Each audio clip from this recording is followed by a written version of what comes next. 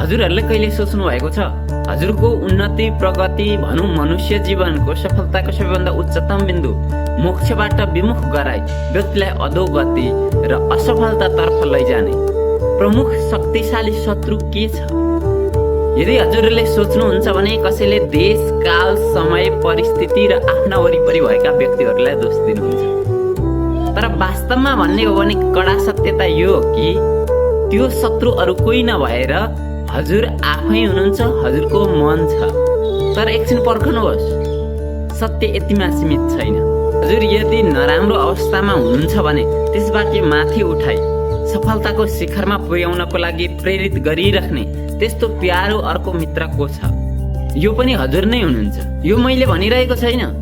श्रीमद् भगवत गीता 6 अध्यायको 5औं श्लोकमा भगवान श्रीकृष्ण अर्जुनको माध्यम बनाएर सारा जगतलाई ज्ञान दिँदै हुनुहुन्छ। उद्धरेदात्मनात्मानं नात्मानं अवसादयेत् आत्मैव ह्यात्मनो बन्धु रात्मैव रिपुरात्मनः। आत्मना आत्मनम उद्धरेत्।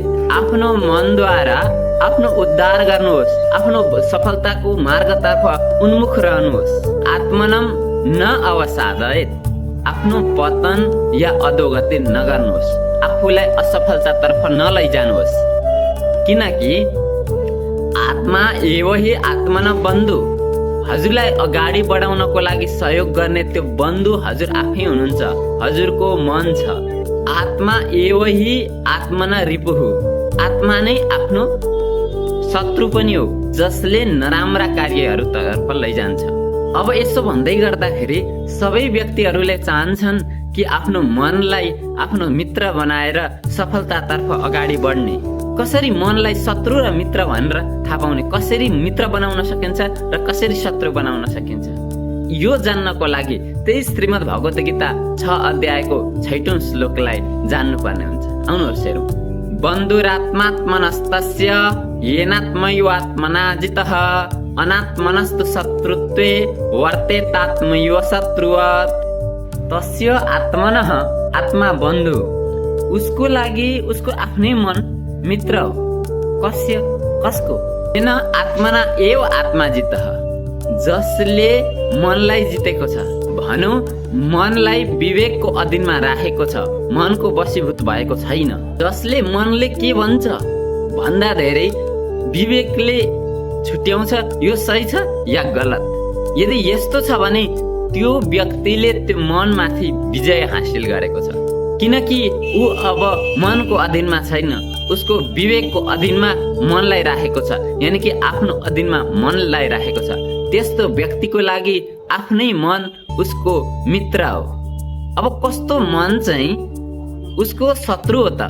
अनात्मनः तु शत्रुत्वे।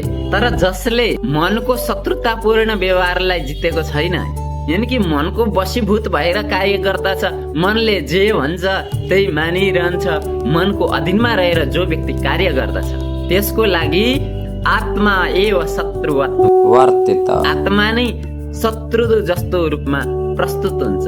यानि कि शत्रुले जसरी दुःख दिन्छ व्यक्तिलाई, त्यस्तै प्रकारले मनले मनको वशीभूत भएर उसले दुःख पाइरहन्छ।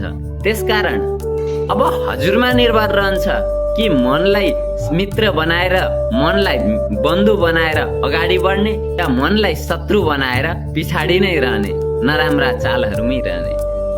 मलाई विश्वास छ हामी सबै मनलाई आफ्नो मित्र बनाएर मनमाथि विवेक राखेर अगाडि बढ्नेछौँ। यदि हजुरहरू पनि मेरो मित्र हुनुहुन्छ या मित्र बन्न चाहनुहुन्छ भने मेरो गल्ती भएको ठाउँमा गल्ती र सुधार गर्नुपर्ने ठाउँमा यहाँनिर सुधार गर्नुपर्छ है मित्र भन्न चाहिँ नभुल्नु होला। यदि हजुरहरूले मलाई सुधार गर्ने ठाउँ दिनुभयो र यहाँ सुधार गर्नुपर्छ भन्नुभयो भने म बुझ्नेछु कि हजुर मेरो सच्चा मित्र हुनुहुन्छ, सच्चा बन्धु हुनुहुन्छ। सबै बन्धु तथा मित्रजनहरूमा राधे राधे।